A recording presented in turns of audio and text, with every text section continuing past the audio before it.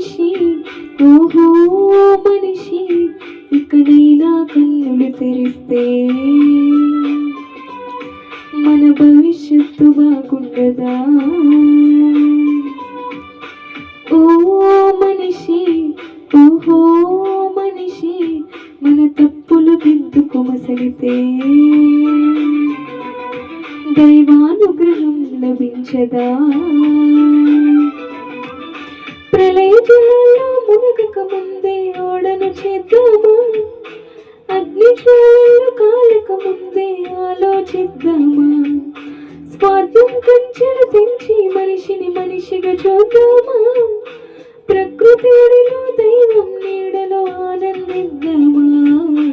ఓ మనిషి ఓహో మనిషి మన చేతులు బాగుండాలి,